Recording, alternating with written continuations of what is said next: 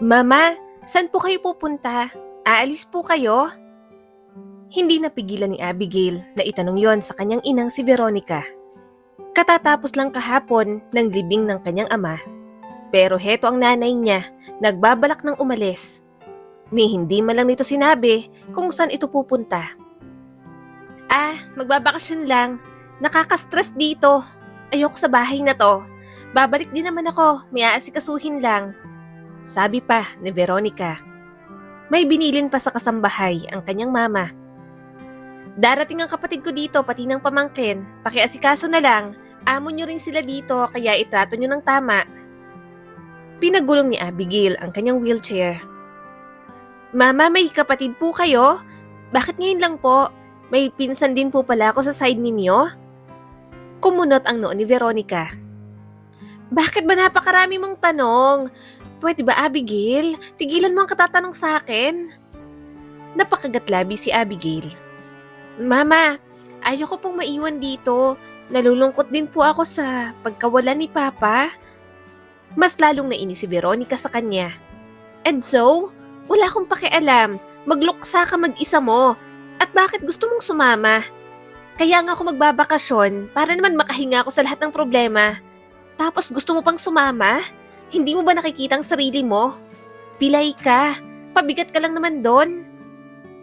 Nasaktan ng sobra si Abigail sa sinabi ng kanyang ina. Bata pa lang siya. Pakiramdam niya hindi na siya mahal nito.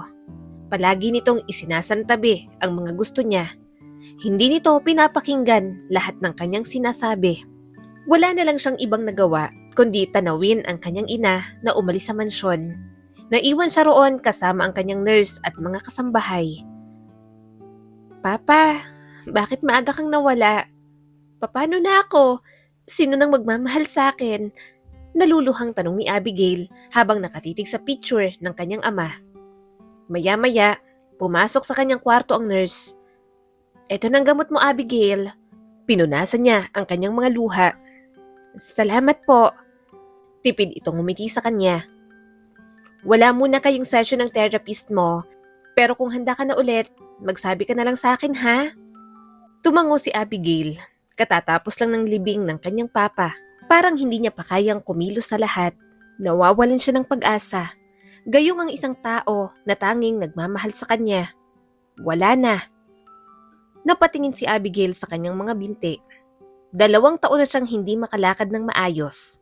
Naaksidente siya kasama si Veronica. Sugat lang sa noo ang natamo ng kanyang ina habang siya naman ang napuruhan.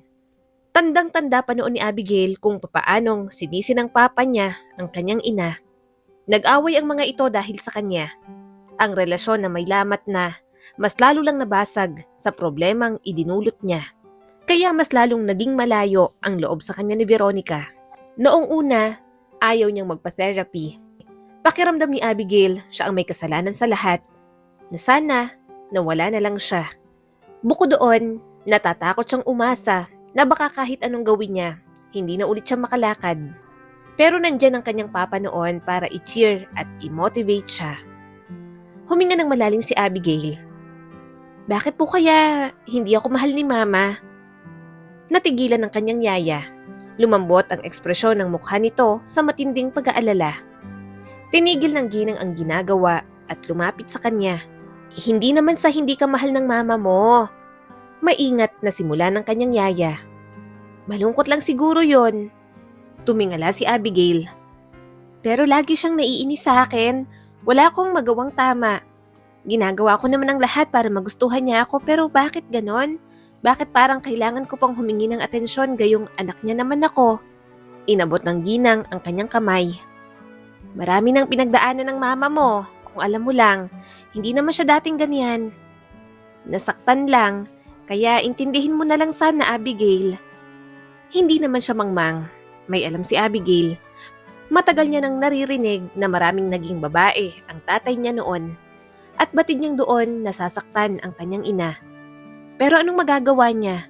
Hindi naman siya ang may kasalanan. Bata pa rin naman siya noon. Wala naman siyang nakitang ibang babae sa kanyang papa. Para sa kanya, ito ang pinaka-best na ama sa lahat. Mahal na mahal siya nito. Napabuntong hininga ang kanyang yaya. Ang mga taong hindi masaya o may problema ay kadalasang nahihirapang magpahayag ng pagmamahal. Ganun ang mama mo, Abigail. Bumagsak ang mga balikat ng dalaga. Pero, mahal ko naman siya, Yaya. Mama ko siya eh. Hindi ko lang maintindihan. Sinusubukan kong maging mabuti. Ayokong magalit siya pero parang lagi siyang nakakahanap ng dahilan para mainis sa akin. Wala nang masabi pa ang kanyang yaya. Kahit naman mga kasambahay, alam ang trato sa kanya ng sariling ina. Hindi naman maitatago yon. Huwag mo na muna masyadong isipin, Abigail. Maghanap ka na lang ng pagkakaabalahan mo. Mukhang ganun din ang ginagawa ng mama mo ngayong wala na ang papa mo.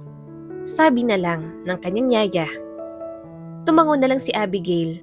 Gusto niya sana magkasama silang magluksa ni Veronica. Ganoon naman talaga ang dapat nilang gawin bilang mag-ina. Pero kahit presensya niya lang, ayaw pa rin talaga ng kanyang mama. Kinabukasan, dumating na ang tiyahin niya kasamang anak nito. Napangiti si Abigail nang makitang kasing edad niya lang ang kanyang pinsan. Chloe ang pangalan nito, habang Andrea naman ang pangalan ng kanyang tita. Anak ka ni Gary? Tanong ng kanyang tiyahin. Ngumiti naman si Abigail.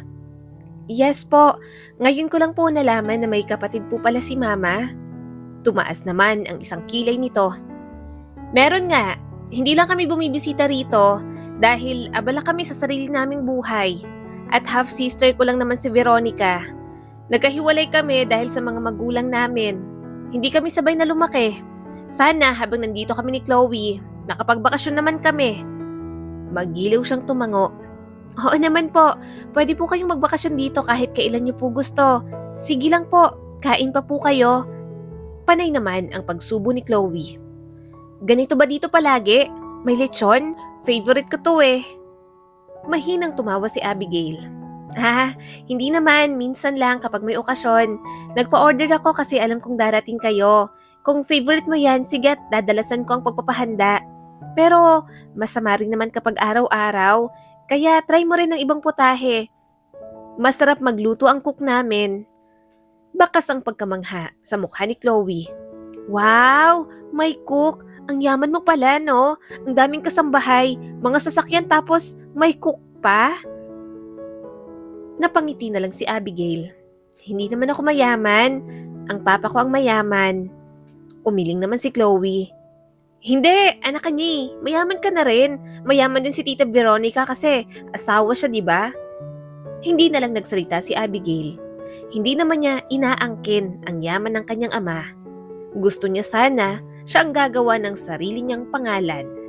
Ngayong wala na ang kanyang ama. Ang alam ni Abigail, ang Tito Lucas niya na pinsan ni Gary ang siyang mamamahala muna sa kumpanya na naiwan nito. May alam din naman ang kanyang ina sa negosyo pero hindi niya alam kung bakit ang kanyang tito pa rin ang namamahala. Hindi pa naman sila close ng kanyang Tito Lucas. Masyadong abala ang mga kamag-anak niya para kumustahin pa siya. Maayos din naman ang kanyang kalagayan kaya wala talagang dapat ipag-alala ang mga ito. Wow! Abigail, sobrang ganda ng kwarto mo! Bulalas ni Chloe sabay pasok sa loob ng kwarto niya. Walang hiyang binuksan ni Chloe ang kanyang mga cabinet. Ang ganda ng mga dress at mga sapatos!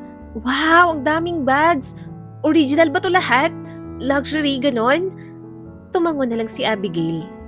Tumayo siya sa kanyang wheelchair at kinuha ang kanyang mga saklay. Paika-ika siyang lumapit kay Chloe. Oo, pero karamihan dyan, regalo lang sa akin ni Papa at ng mga dumadalo sa birthday party ko taon-taon. Sabi pa ni Abigail dito. Nanlaki naman ang mga mata ng kanyang pinsan. Talaga? May pa-birthday party ka taon-taon? Pwede bang pahiram ng ibang damit mo? Ang ganda ng lahat ng to, Abigail. Hindi pa ako nakakakita ng napakaraming magagandang damit katulad ng sayo. Nalaman niyang factory worker lang pala ang nanay ni Chloe. Sa public school pumapasok ang kanyang pinsan.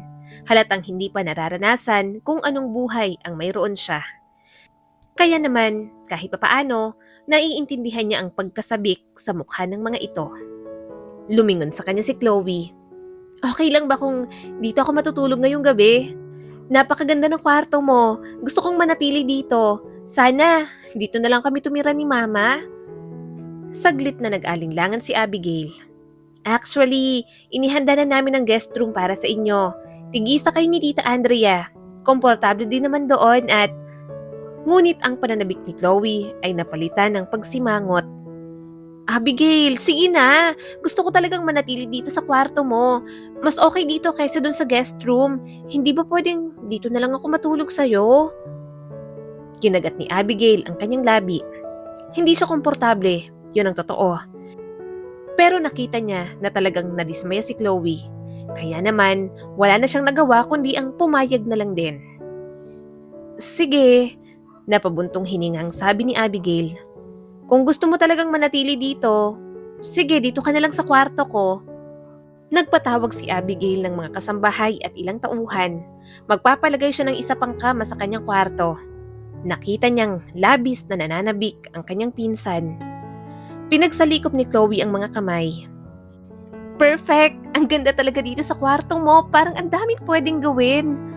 Ngumiti na lang si Abigail. Masaya naman siyang makita si Chloe na masaya. Kaya isasantabi niya na lamang ang kanyang mga pag-aalinlangan. Ang akala ni Abigail, bakasyon lang ng mag-ina na dapat ay saglit lang. Magiging pagmatagalan pala. Doon na talaga tumira ang mga ito. Ayon na rin sa kagustuhan ng kanyang ina. Pareho pa nga sila ng school ni Chloe. Pareho na silang nasa kolehiyo pero magkaiba lang ng course. Kaya lang, habang tumatagal, may mga ugali siyang hindi nagugustuhan. Hindi niya gusto ang pagtrato ng mga ito sa kasambahay. Ni minsan, hindi niya pinagsalitaan ng ganoon ang lahat ng mga tao na nasa mansyon. Ano ba naman yan? Ayusin mo naman ang pagpahid ng lotion sa likod ko. Mangmang ka ba? Sigaw ni Chloe sa isang kasambahay. Bakas naman ang takot sa mukha ng dalaga. Sorry po. Napabuntong hininga si Abigail. Hindi mo dapat sinisigawan ng kasambahay, Chloe. Tumaas ang kilay ng kanyang pinsan.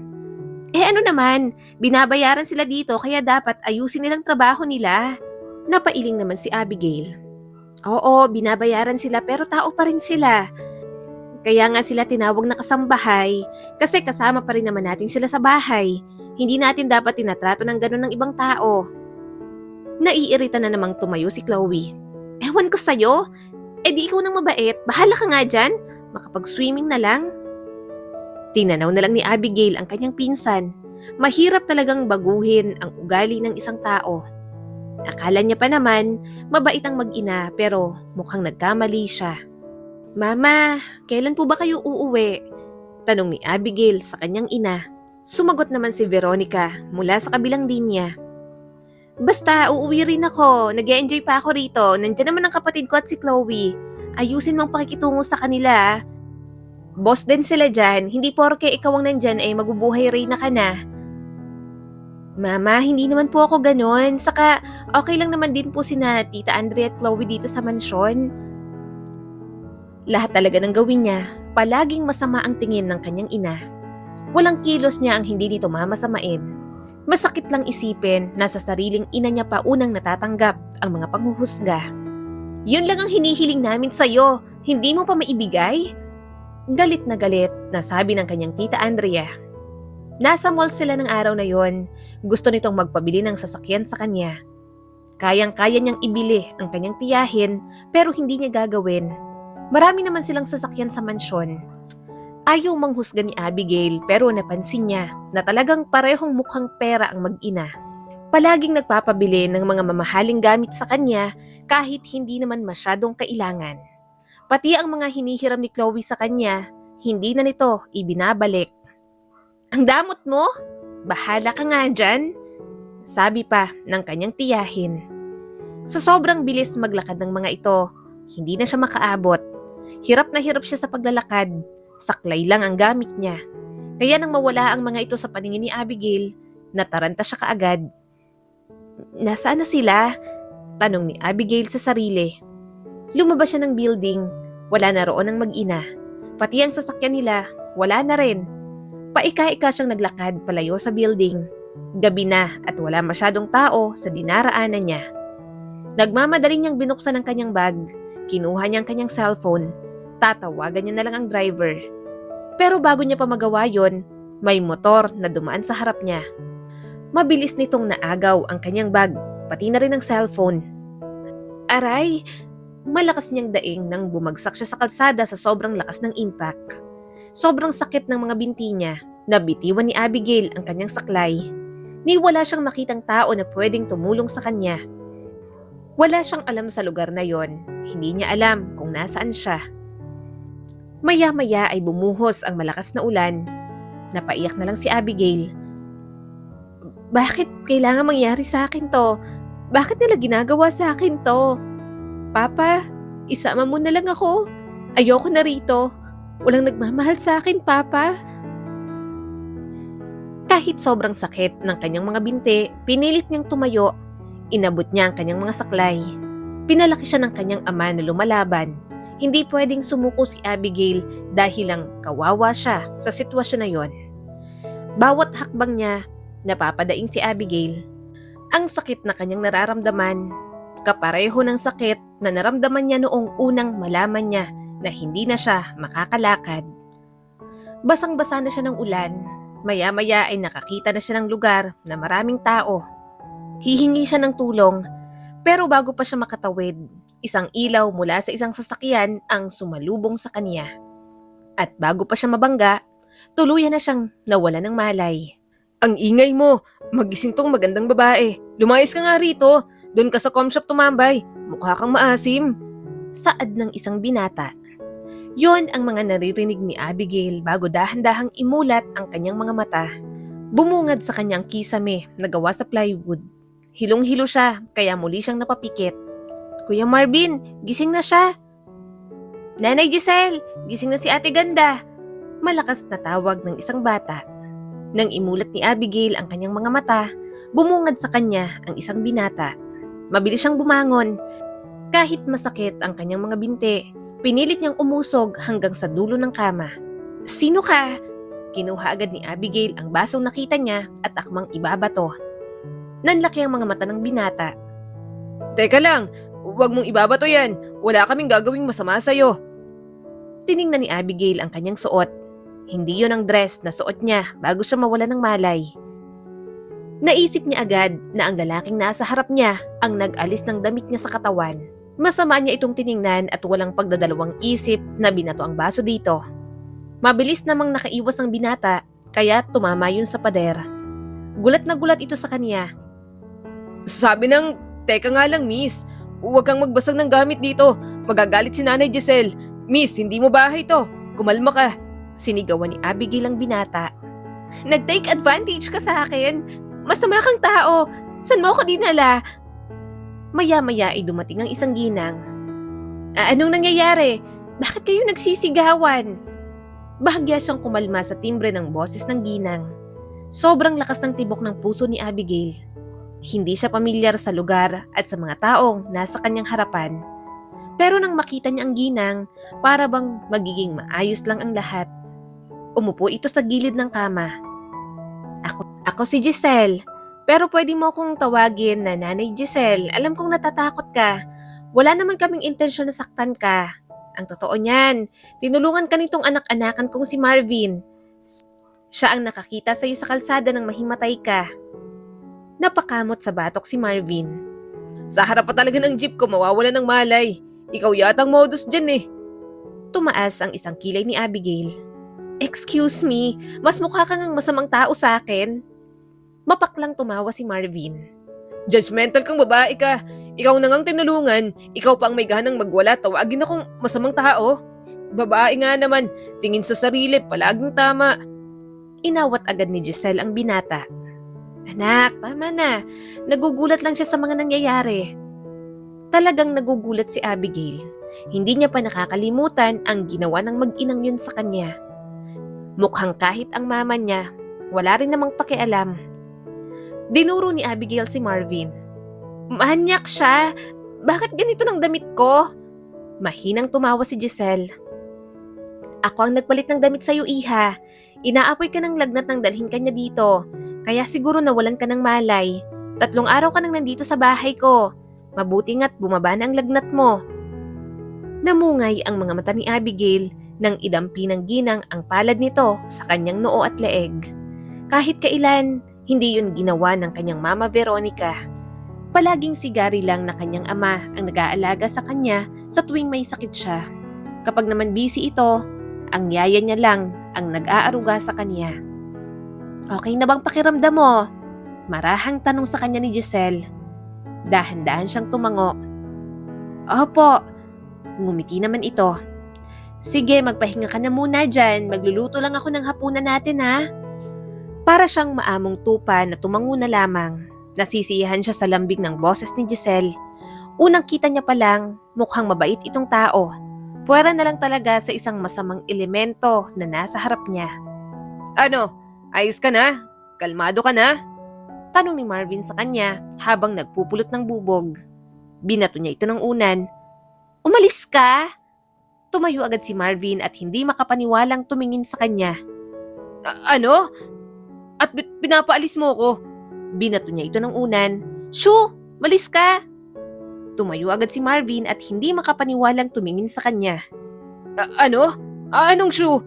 Mukha ba akong aso? Pinaningkitan niya ito ng mga mata. Mas okay naman ang aso kaysa sayo. Umismid naman si Marvin. Ganda sana, nuknukan lang ng arte at sama ng ugali. Naiinis na lumingon ulit siya sa binata. Anong sabi mo? Umalis na rin naman ito sa kwarto. Hindi niya alam kung bakit naiinis siya kay Marvin. Masyado siyang nayayabangan. Kahit nakatayo lang ito, naiinis pa rin siya. Maya-maya'y pumasok ang isang batang lalaki. Hay, ate ganda! Bumalik naman ang ngiti sa kanyang mga labi. Hi! Anak ka ni Nanay Giselle? Anong pangalan mo? Nido po, sagot ng batang lalaki sa kanya. Mahinang tumawa si Abigail. Nido? Ako naman si Ate Abigail. Pero okay rin kung tawagin mo akong Ate Ganda.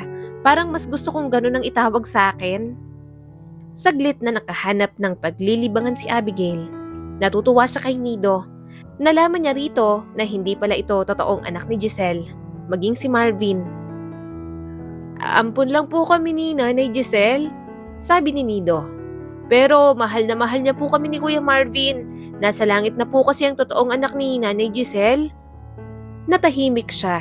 Nalulungkot siya para sa ginang.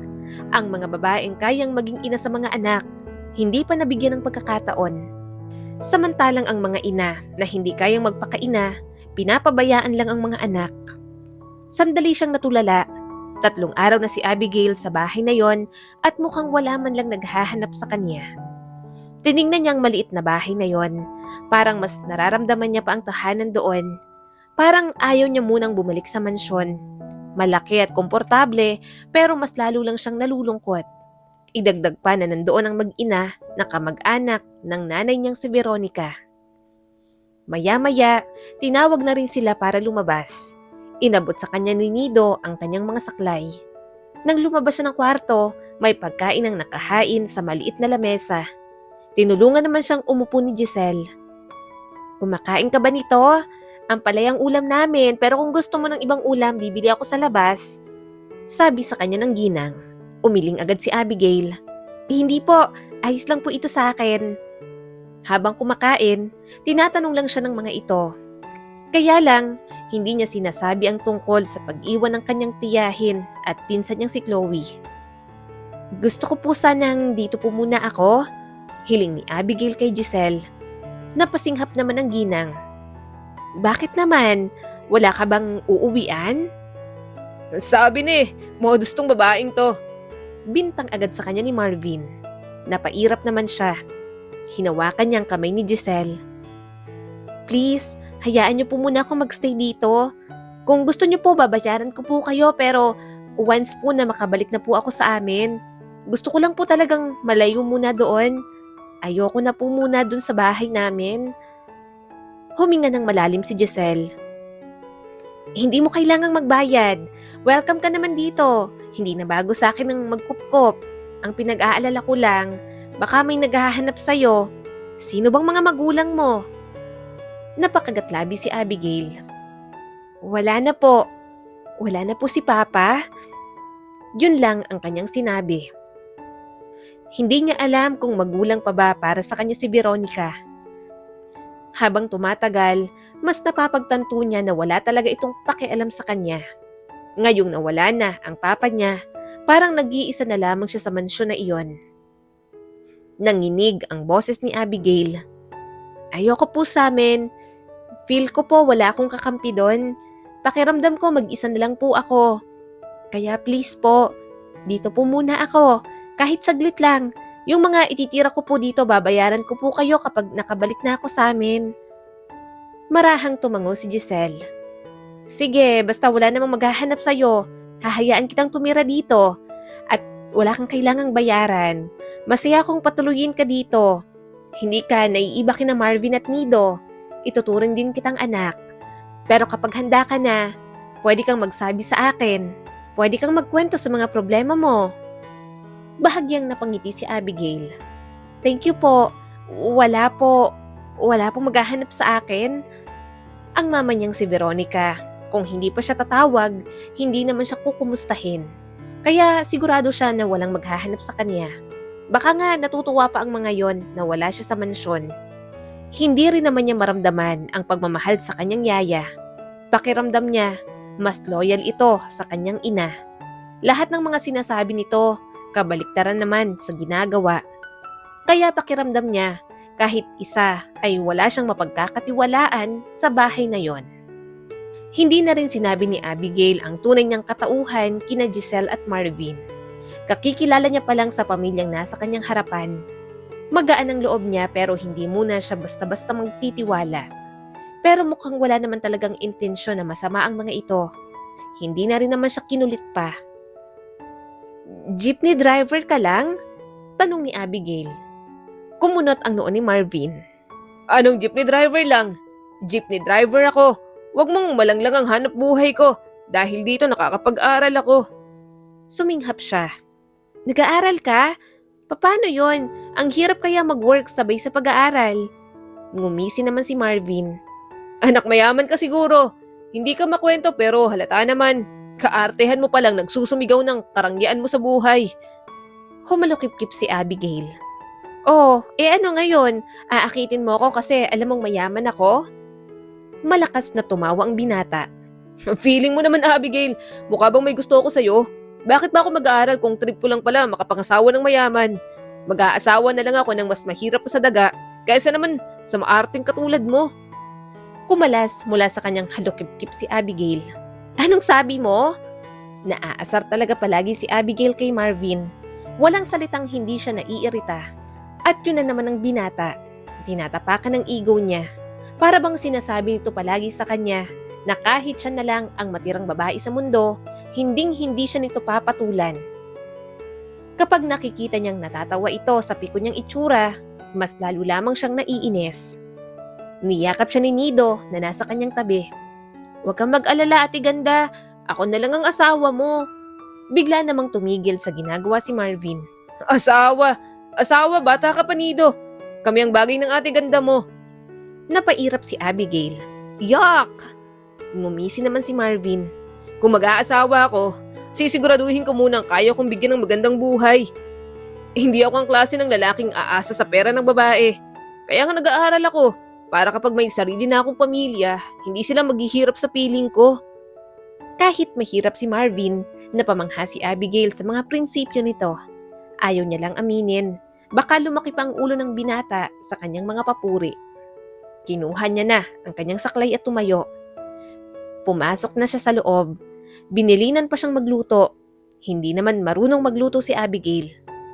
Wala si Giselle sa bahay dahil nagtitinda ito ng mga gulay sa palengke. Kaya sila lang din ang naiiwan sa bahay na yon. Minsan, siya lang talaga. May biyahe rin kasi si Marvin sa jeep. May pasok din ito sa school, pati na rin si Nido. Kaya talagang naboboring siya. Ayusin mo naman, Abigail. Naiinis na sabi sa kanya ni Marvin. Sinamaan niya ito ng tingin. Inaayos ko naman na. Ang liit ng pasensya mo. Hinawakan nito ang kamay niya na nakahawak sa karot. Pinapahirapan mo kasi ang sarili mo. Sundan mo lang yung ganito. Hindi perfect pero sana yung magkakasayis naman. Hindi sabay-sabay nalalambot yan. Gusto mong masarap na ulam, di ba? Kaya ayusin mo yan.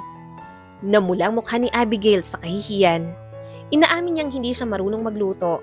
Iniisip niyang hindi niya kailangang magluto dahil may mga kasambahay at cook naman sila. Kaya lang sa bahay na yon, kailangan niyang matuto, lalo na't naiiwan siyang mag-isa. Nahihiya rin naman siyang walang ginagawa, kaya kahit magluluto, matutunan niya man lang. Oo na, umalis ka na dyan. Naiinis na ako sa'yo Tuwang-tuwa kang sinisermonan mo ako. Naiinis na sabi ni Abigail sa binata. Tumawa naman si Marvin at pinisil ang kaliwang pisngi niya. Namumula ka kapag naiinis, Abigail. Nakakagigil ka. Hinampas naman ni Abigail ang kamay nito. Ano ba? Sa patuloy na paghiwa ni Abigail, sibuyas lang pala ang magpapaiyak sa kanya. Tumulo ang luha sa kanyang mga mata. Maya-maya'y tuluyan na siyang napaiyak.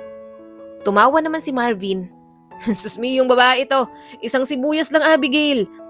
Hinampas niya ito sa tiyan. Ikaw kasi, pinipilit mo ako magluto. Ngumuso si Marvin at umiiling-iling. Ano na lang ang mangyayari kapag may asawa ka na? Maawa na lang ako sa sasapitin ng lalaking aasawahin ka. Magugutom lang. Ibinaba ni Abigail ang isang sibuyas. Pakialam mo ba sa magiging asawa ko, Marvin? Mayaman ako. Kung magkakaroon ako ng asawa, sasabihin ko, kumain na lang kami sa labas. At hindi niya ako aasarin ng ganito kasi para sa kanya, cute ako. Bakit kailangan kong magluto kung kaya ko namang kumain kahit saan? Mahinang tumawa si Marvin. Hindi cute ang tingin ko sa'yo. Ngumuso si Abigail. Wala akong pakialam. Hindi naman ikaw ang magiging asawa ko Kahit panay ang bangayan nila, nakapagluto pa rin naman siya. Napangiti siya nang makitang afritada na kanyang niluto. Nang dumating si Giselle, pinagsandok niya agad ito ng kanin at ulam. Talaga? Ikaw ang nagluto? Natutuwang tanong ng ginang. Tumango agad si Abigail. Opo, Nanay Giselle. Ako pang nagluto niyan. Sana magustuhan niyo po. Tinikman naman ito ang kanyang niluto. Napangiti siya nang magustuhan ng kanyang Nanay Giselle. Naparami din siya ng kain dahil sa sobrang proud sa sarili. Mukhang makakahiligan niya ng pagluluto. Reaksyon pa lang ni Giselle na wala lahat ng inis niya sa mga sermon ni Marvin kanina. So, ibig sabihin, may pag-asa ka pang gumaling? Tanong ni Marvin sa kanya. Tumango naman siya. Oo, therapy lang pero hindi ko tinuloy kasi nga gusto ko rito. Bakit ba ayaw mong umuwi, Ate Ganda? Tanong ni Nido sa kanya. Napatingin naman agad si Giselle. O uwi ka na? Pwede bang huwag ka munang umuwi? Nasanay na ako rito sa'yo, anak. Dito ka muna. Magtagal ka muna. Napangiti naman siya. Hindi po muna ako uuwi, Nanay. At kung babalik po ako, gusto ko sana, isama ko po kayong 3 sa mansyon. Kahit naiinis po ako kay Marvin, isama niyo na rin po. Suminghap naman si Giselle. Hindi na, Abigail. Mas maganda rito kasi sarili naming tirahan at bahay niyo yon. Pwede ka namang bumisita dito kung gusto mo. Napakagatlabi si Abigail. Pero malaki naman po ang mansyon. Kasya po tayo doon, Nay. Umiling naman si Giselle. Hindi na, bumisita ka na lang sa amin dito. Pamana rin kasi sa akin ng mga magulang ko itong bahay na ito. Ayoko namang basta-basta na lang iwan. Nanghihinayang siya. Gusto niyang kasama ang mga ito kahit hanggang sa mansyon. Pero hindi niya naman mapipilit ang mga ito. Alam niyang iyon ang tahanan ng kanyang Nanay Giselle. Binigyan siya ni Marvin ng isang baso ng gatas. Magkwento ka naman. Hanggang ngayon, kaunti pa lang ang alam namin sa'yo. Parang ang daya mo naman. Kilalang kilala mo na kaming 3 samantalang kami. Kaartehan mo pa lang ang alam namin. Natawa na lang si Abigail. Wala talagang araw na hindi nito nasisingit ang mga pang-aasar sa kanya. Humigop muna siya ng gatas bago nagsalita. Ako si Abigail Jane Villarreal, sabi niya sa mga ito. Napasinghap naman ang kanyang Nanay Giselle. Villarreal? Kaano-ano mo ang mga Villarreal na nangunguna sa field ng architecture? Kamag-anak ko po sila. Anak po ako ni Gary Villarreal. Sagot naman ni Abigail. Pero wala na po ngayon si Papa. Napansin niyang natigilan si Giselle sa kanyang sinabi. Unti-unting umalpas ang pagtataka sa kanya. Hindi niya alam kung para saan ang reaksyon ng ginang. May problema po ba? Tanong ni Abigail. Umiwas ng tingin ang kanyang Nanay Giselle. Bigla itong hindi mapakali. Maya-maya ay nagpaalam na ito at pumasok na sa kwarto. Bahagya siyang nalungkot. Pakiramdam niya, may nasabi siyang mali. Marvin, anong nangyari? Bakit ganun siya? Tanong niya sa binata. Bumuntong hininga si Marvin. Hindi ko alam kung anong buong kwento. Ang alam ko lang, dati siyang kasambahay sa pamilya mo. Nung panahon ni Don Alberto, ang siyang lolo mo. Ang alam ko lang, pinalaya siya noon kasama ang mga magulang niya. Pero hindi ko alam kung anong rason. Naghirap ng sobrang pamilya ni Nanay Giselle na tumira sila ng isang linggo sa kalsada. Kaya malamang, baka kilala niya rin yung tatay mo. Napasinghap siya sa gulat. Sobrang liit ng mundo. Ang mapunta siya sa dating kasambahay ng pamilya nila, labis na hindi inasahan ni Abigail. Ni wala siyang ideya. Pero kung ano man ang nangyari, kung ang pamilya man niya o si Giselle ang may kasalanan o ang nauna, hindi mababago ang pagtingin niya sa ginang. Para sa kanya, tila isang ina ito na nag-aaruga sa kanya. Subalit simula ng araw na yon, naging mailap sa kanya si Giselle. Hindi na ito madalas magkwento sa kanya. Pakiramdam niya tuloy, ayaw na nito sa kanyang presensya. Ang kalinga ng isang ina ang gustong-gusto niyang makuha, pero sobrang sakit kapag nawala sa kanya. Hindi niya kaya.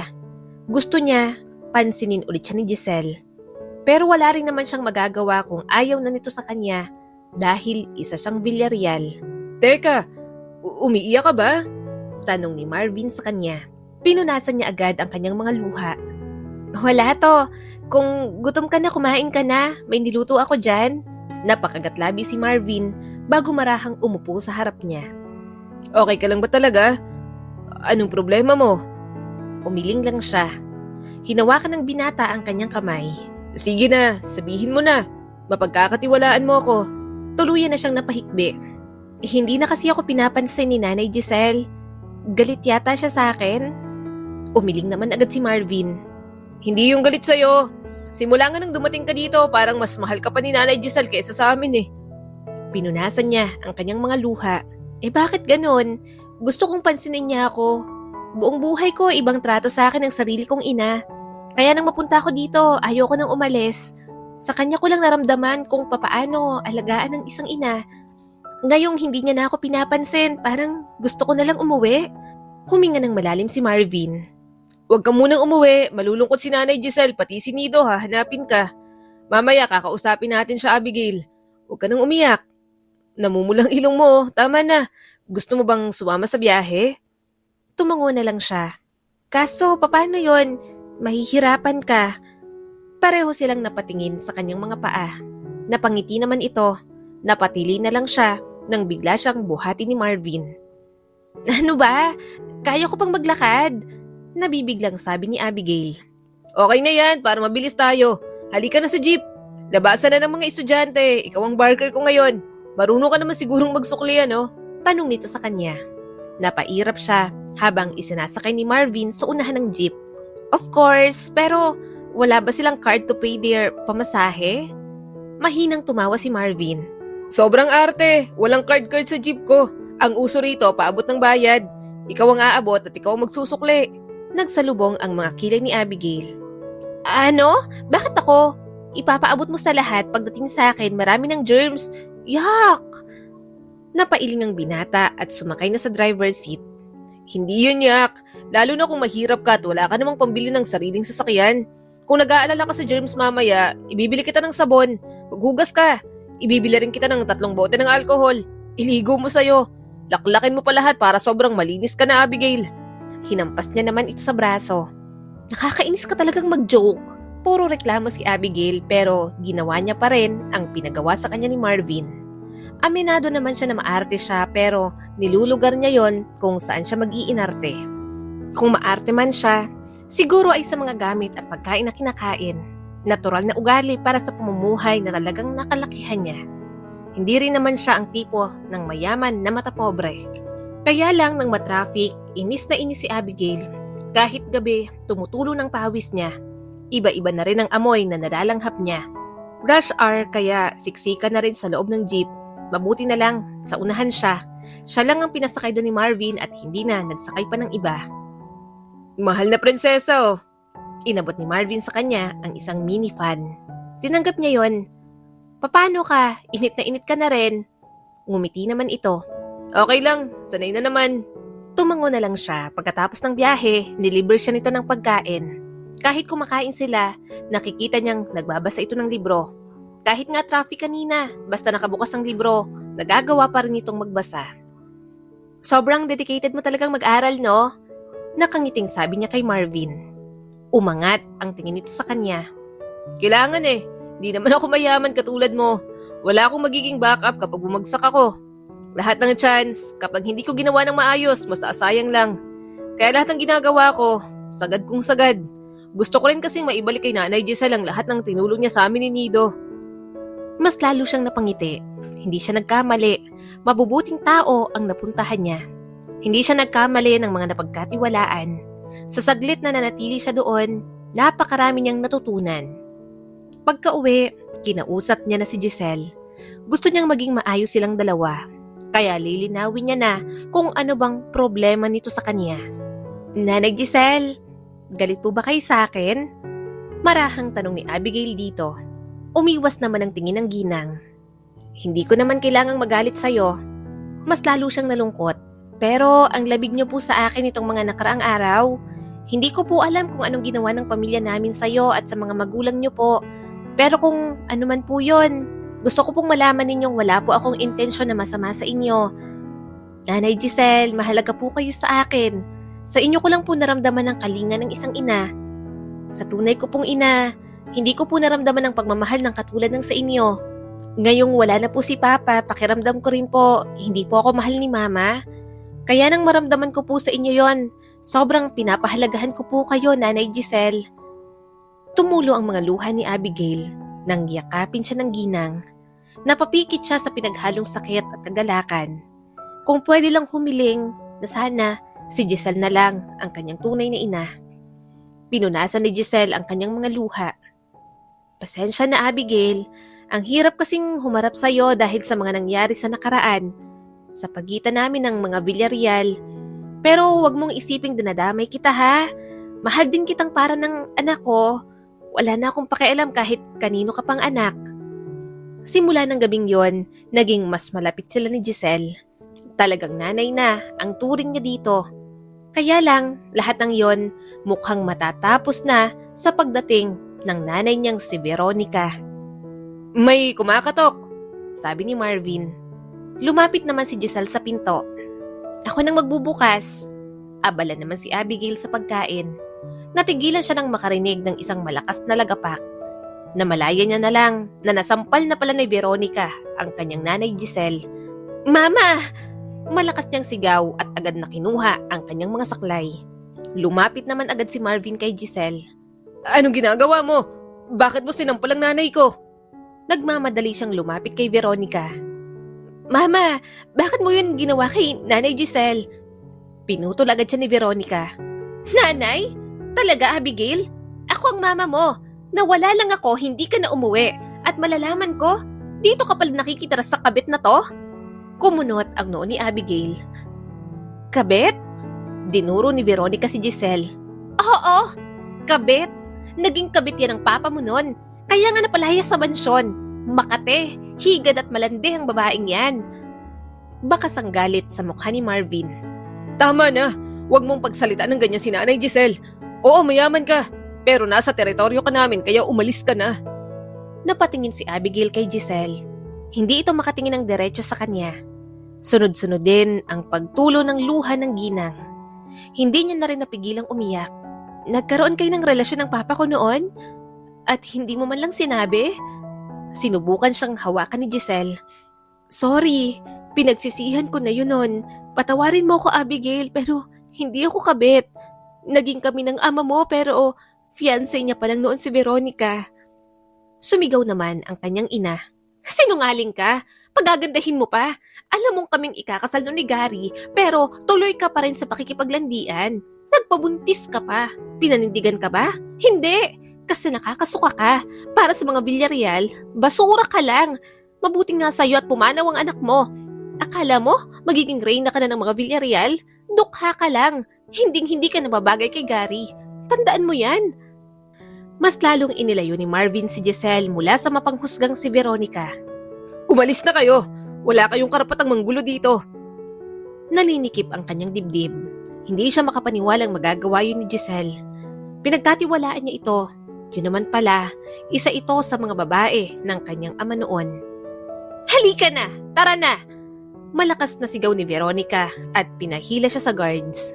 Bumaha ang pag-aalala sa mukha ni Giselle. Teka lang, dahan-dahan naman, baka kung anong mangyari kay Abigail. Dinurong muli ni Veronica si Giselle. Wala kang pakialam, wala kang karapatang alalahanin si Abigail. Anak ko siya, hindi ikaw ang nanay niya kaya manahimik ka. Wala nang nagawa si Abigail nang dalhin siya ng mga tauhan ng kanyang ina sa sasakyan. Pagpasok pa lang nakatanggap na siya ng malutong na sampal mula kay Veronica. Hinila nito ang kanyang buhok. Mama, aray ko nasasaktan po ako. Umiiyak na sabi ni Abigail. Marahas nitong binitiwan ang kanyang buhok. Talagang masasaktan ka. Sa oras na bumalik ka pa sa Giselle na yon, may kalalagyan ka sa akin. Nang makabalik si Abigail sa mansyon, iyak siya ng iyak. Hindi niya alam kung anong dapat niyang maramdaman. Naghahalo ang bawat emosyon sa kanyang dibdib. Gusto niyang magalit sa kanyang nanay Giselle pero hindi niya magawa dahil mas nangingibabaw ang pagmamahal niya para sa ginang. Bakit hindi ka bumalik? Bakit napadpad ka sa Giselle na yon? Naiinis na tanong ni Veronica habang humihit-hit ng yosi. Pinunasan ni Abigail ang kanyang mga luha. Wala naman po silang ginawang masama sa akin. May nangyari pong masama sa akin at silang nakakita nang nawalan ako ng malay. Pinili ko lang po magstay doon. Kasalanan ni na Tita Andrea at Chloe kasi iniwan nila ako. Nanlaki naman ang mga mata ng kanyang Tita Andrea. Anong iniwan? May pera ka, may cellphone ka, kayang-kaya mong umuwing mag-isa. Pwede ka ring makitawag dito. Napailing na lang si Abigail. Pagod na siyang magpaliwanag, paulit-ulit na lang. Wala naman siyang kakampi sa bahay na yon. Pero bakit ngayon lang? Mapakla siyang tumawa. 3 buwan na ako sa kanila pero hindi kayo gumawa ng actions para hanapin ako. Kung hindi ako umuwi, kasalanan nyo rin dahil pabaya kayo. Wala kayong pakialam sa akin lahat. Bakit ngayon nyo lang ako hinanap? Bumaling sa kanya si Veronica. Ingrata ka! Huwag kang sumagot-sagot ng ganyan. Pasalamat kang at hinanap ka pa. Tinawag mo pang nanay ang kabit na yon? Hindi niya na napigilang sumigaw. Mas naging nanay pa nga si Nanay Giselle kaysa sa'yo eh. Dumapo na naman ang palad nito sa kanyang pisngi. Tumulo na naman ang kanyang luha. Mas lalo niyang napatunayang hindi siya mahal ng kanyang ina. Kahit katiting, wala itong pag-ibig para sa kanya. Mahigpit nitong hinawakan ang kanyang mga pisngi. Manahimik ka! So anong sinasabi mo? Na mas magaling ang kabit na yon? Anong pinakain sa'yo ng babaeng yon para sagutin ako ng ganito? Narinig niya ang tawa ni Chloe. Sige lang tita, akala mo kasi kung sino. Gustong-gusto niyang lumaban, pero wala siyang ibang nagawa kundi ang umiyak na lang. Pilay si Abigail. Nahihirapan siyang kumilos at ipaglaban ang sarili. Pagtutulungan lang siya lalo kapag pumalagpas siya. Maya-maya ay bumaba ang isang lalaki. Binitiwan siya ni Veronica. Kumunot ang kanyang noo. Lumapit ito sa kanyang ina at idinampi ang mga labi sa mga labi nito. Sino ka? Galit na tanong ni Abigail. Dinot-dot ni Veronica ang kanyang sentido. Huwag kang ganyan magsalita. Boyfriend ko siya kaya ayusin mo yung pananalita mo. Mas lalo lamang siyang nasaktan. Boyfriend? Ni hindi pa nakakalipas ng 1 taon simula nang nawala si Papa. Tapos magdadala ka na ng boyfriend dito? Nakakawala ka ng respeto? Napairap na lang si Veronica. Tumawa lang naman ang kanyang Tita Andrea at pinsan na si Chloe. Pinilit niyang tumayo at kinuha ang kanyang saklay. Pagod na siya sa kanyang ina. Hindi niya na ito kayang intindihin pa. Umakyat si Abigail sa 2nd palapag.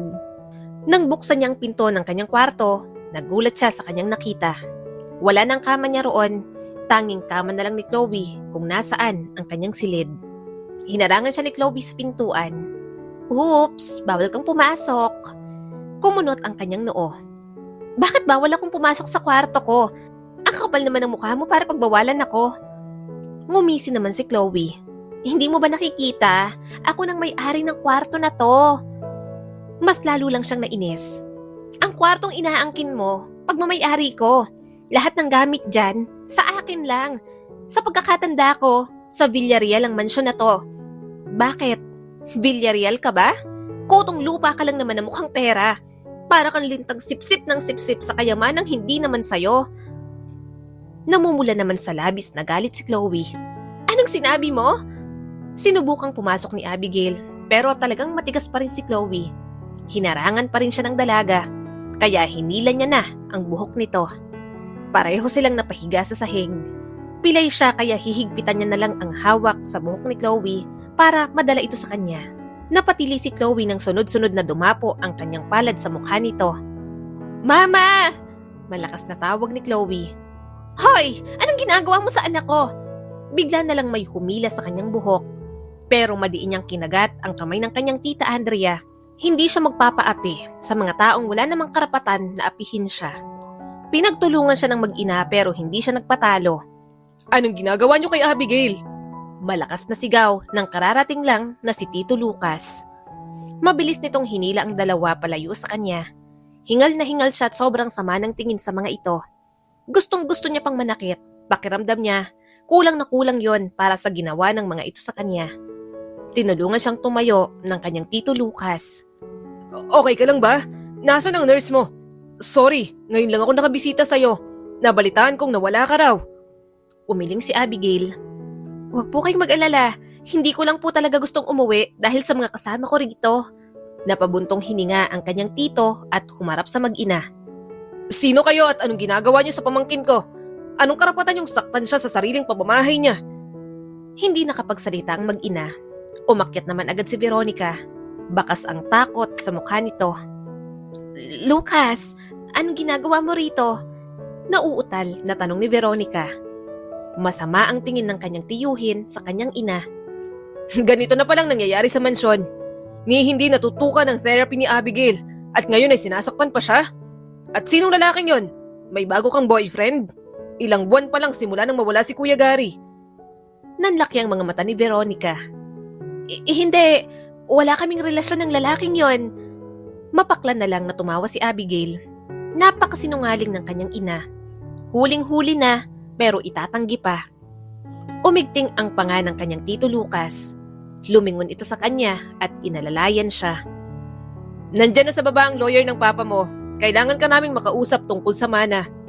Sabi ni Lucas sa kanya. Naging attentive naman ang kanyang ina. Mana? Kasama ako dyan. Ako ang asawa kaya sure akong mapupunta sa akin ang lahat. Bakit kailangan siyang kausapin? Hindi ba't dapat ay ako? Napailing si Lucas. May karapatan ka. Pero bago mawala si Kuya Gary, tinanggalan kanya ng lahat ng rights. At may last will din si Kuya Gary na tanging si Abigail lang ang magmamana ng lahat. Nagwala agad si Veronica. Anong sinabi mo? Hindi pwede to. Dinaya mo lang ang lahat. Gusto mo rin maangkin lahat ng kayamanang naiwan ng asawa ko.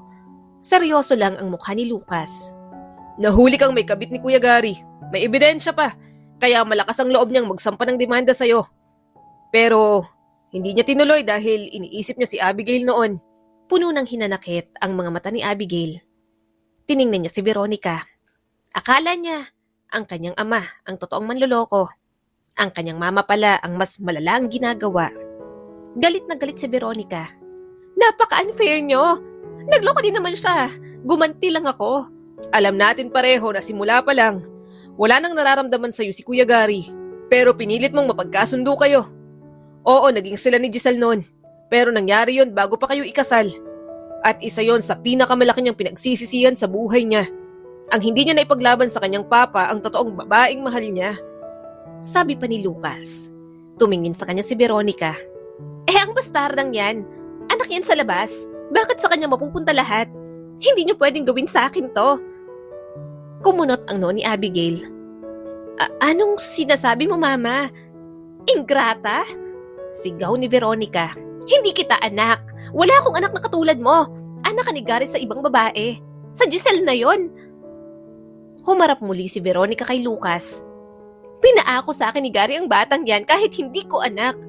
Nagtiis akong palakihin ng ingrata na yan. Tapos ito lang makukuha ko mula sa kanya? Mula sa inyo? Mga wala kayong utang na loob. Tumulo ang mga luha ni Abigail. Hindi siya makapaniwala sa kanyang narinig. Sa pagkakataong yon, nasagot na ang kanyang mga katanungan. Kaya pala ganoon ang pakikitungo sa kanya ng Mama Veronica niya. Hindi pala siya nito totoong anak. at ang kanyang nanay Giselle na kinalinga siya sa maikling panahon ang kanyang tunay na ina. Kaya pala hindi niya maipaliwanag ang gaan ng kanyang nararamdaman sa kanyang kalooban sa tuwing kasama niya ito. Lukso na pala ng dugo yun. Maya-maya ay dumating na ang mga pulis. Bigla na lang hinuli ng mga ito si Veronica. "Sandali! Anong ginagawa niyo sa akin? Bakit niyo ako hinuhuli?" Malakas at desperadang sigaw ni Veronica. Ang binulgar ng kanyang Tito Lucas ang mas lalong nagpawindang sa kanyang buong sistema. "Ikaw ang may dahilan kung bakit nawala si Kuya Gary, hindi ba? Nakita sa CCTV footage. Tinakpan mo ng una ng mukha niya hanggang sa hindi na makahinga. Hindi siya pumanaw dahil sa sakit niya. Pumanaw siya dahil sa kagagawan mo, Veronica." Napasinghap si Abigail. Sunod-sunod na umagos ang kanyang mga luha. Hindi niya na mapigilan ang kanyang mga hikbi. Hindi siya makapaniwalang magagawa yon ni Veronica sa kanyang ama. Natulala naman si Veronica at hindi na nakapalag. Mukhang natanggap na nahuli na ito sa ginawang kasalanan. Nang gabing yon, pinalayas na rin ang mag-inang sina Andrea at Chloe. Sinamahan naman siya ng kanyang Tito Lucas. Nalaman ni Abigail sa abogado na sa kanya nga ipinamana ni Gary ang lahat. Malaking responsibilidad pero tatanggapin niya dahil alam niyang mahal na mahal ng kanyang ama ang lahat ng yon. Gusto nang sabihin ni Gary sa iyo ang totoo pero hindi niya nagawa. Dahil nga sa ginawa sa kanya ni Veronica. Gusto pa naman niyang bago siya mawala, masabi niya sa iyo ang totoo. Gustong humingi ng tawad ng papa mo sa iyo. Kinuha ka niya mula kay Giselle noon. Akala naman ni Giselle, wala ka na nung ipinanganak ka niya. Kaya may kasalanan din ang papa mo sa lahat ng nangyayari na to. Imporma sa kanya ng kanyang Tito Lucas. Tumulo na naman ang kanyang mga luha. Hindi ko po talaga alam ang gagawin ko, Tito. Sobrang naguguluhan po ako at nabibigla. Nasasaktan din po ako dahil ang inakala kong ina, magagawa yun kay Papa. Hinawakan nito ang kanyang kamay. Hindi mo kailangang magmadali. Alam kong maraming nangyari. Kaya ipahinga mo muna ang isip at puso mo. Kapag kaya mo na, harapin mo ang dapat mong harapin at tuparin mo rin ang huling habilin ng iyong ama. Iyon ay ang bumawi kay Giselle sa lahat ng kanyang kasalanan. Ginawa ni Abigail ang payo ng kanyang tito. Nag-focus muna siya sa kanyang sarili at ilang buwan din siyang nagpa-therapy. Sa wakas, nakalakad na siyang muli. Nang maramdaman niyang handa na siya, bumalik siya sa bahay kung saan naramdaman niya ang isang tahanan. "Ate Ganda!" Malakas na tawag ni Nido sa kanya at naiiyak na yumakap. Nagulat siya nang biglang tumayo si Marvin at mahigpit din siyang niyakap. Halos buhati na nga siya nito. Napangiti naman siya at hinagod ang likod ng binata. "Namiss kita." Mahinang bulong niya rito. Mas lalo itong yumakap sa kanya. Miss na rin kita, Abigail. Sobrang nag-aalala ako sa'yo simula nang kunin ka ng nanay mo. Pumunta ako dun sa village ninyo pero hindi nila ako papasukin. Ayaw nilang maniwala na magkakilala tayo." Suminghap si Abigail. "Pumunta ka?" Tumango naman si Marvin. "Gusto ko lang malaman ang kalagayan mo. Mabuti't bumalik ka dito." Hinaplos niya ang mukha nito. "Babalik ako syempre. Kayo ng tahanan ko, Marvin." Nang pumasok si Abigail, sinalubong din siya ng yakap ni Giselle. Pareho silang naiyak. Pero para sa kanya, iba ang pakiramdam. Alam niya na ang totoo. Ang babaeng yumayakap sa kanya, ang tunay na ina na hinahangad niya. Hinayaan muna sila ni Nido at Marvin na mag-usap. Sinabi niya rito ang lahat. Dahan-dahan niyang ipinaliwanag. At nang maproseso na nito, sunod-sunod na tumulo ang mga luha ni Giselle. "Ikaw ang anak ko? Hindi totoong pumanaw ang anak ko?" Naluluhang tanong nito. Hinawakan niya ang kamay ng ginang na humahaplos sa kanyang mukha. "Hindi po. Ako po talagang anak niyo ni Papa." Muli siyang niyakap ni Giselle. "Akala ko nawala ka na. Hindi ko alam na buhay ka pa. Mahal na mahal kita, anak. Kung alam mo lang kung gaano ko ginustong makasama ka. Kahit ang akala ko noon sobrang imposible na." Napapikit si Abigail sa labis na emosyon. "Magsasama na po tayo, Mama. Hinding-hindi na po tayo maghihiwalay ulit. Mahal na mahal po kita." Simula ng gabing yon, dinala niya sina Giselle at Nido sa mansyon. Gusto niyang kasama si Marvin pero ayaw talaga nitong sumama. Gusto nitong magpaiwan. Umamin na sila pareho. May nararamdaman na silang pagmamahal para sa isa't isa. Subalit sa pinapakita sa kanya ni Marvin, hindi niya maiwasang magduda. Marvin, sa mansyon ka na lang kasi. Ayaw mo bang makasama kami? Pilit niya pa rito. Umiling naman ang binata. Titira lang ako ron kung ako ang asawa mo. Eh di magpakasal na tayo. Natatawang pinisil ni Marvin ang kanyang pisngi. Kung makapagsabi ka, parang nag-aalok ka lang ng candy. Ang ibig kong sabihin, titira lang ako ron kung may mapapatunayan na ako. Pag-aaralin ko ang sarili ko. Maghahanap ako ng magandang trabaho at sisikaping kumita ng malaki. Para naman kapag tinuntong ko ang mga paa ko sa mansyon mo, taas noo ako at may pagmamalaki sa'yo. Ganun kita kamahal. Nare-respeto at pinahahalagahan. Kaya sana maintindihan mo ko ngayon. Huwag ka munang makulit, Giselle. Darating din tayo dyan. Niyakap niya mula sa likuran si Marvin. Napangiti siya. Sobrang ganda talaga ng mga prinsipyo sa buhay ng binata. Kaya hindi rin siya nahirapan na mahalin ito. Gayunpaman, hindi na rin naman nagtagal. Pagkatapos gawin ni Marvin ang mga gusto nitong gawin, nagpakasal na rin sila. Masaya ako para sa iyo, anak. Nakangiting sabi ni Giselle sa kanya. Ako ang nagpalaki kay Marvin, kaya panatag akong mapunta ka sa tamang lalaki. Napangiti rin si Abigail. Salamat po, Mama. Nang buksan ang pinto, humigpit ang hawak niya sa braso ng kanyang ina. Masaya siyang ito ang maghahatid sa kanya sa altar. Wala siyang takot na nararamdaman kahit may darating na pagbabago sa kanyang buhay. Dahil alam ni Abigail na haharap siya sa Diyos kasama ang mga tao na tunay na nagmamahal sa kanya. Ang kwentong ito ay nagpapaalala sa atin na ang mga gawi na ibinibigay natin sa iba ay ang mga gawi na matatanggap rin natin para sa ating mga sarili. Kaya gumawa ng mabuti para mabubuting bagay din ang bumalik sa atin. Muli, ito po si Skylar Guro at sana may bago na naman kayong natutunan sa kwento natin ngayon. Maraming salamat po.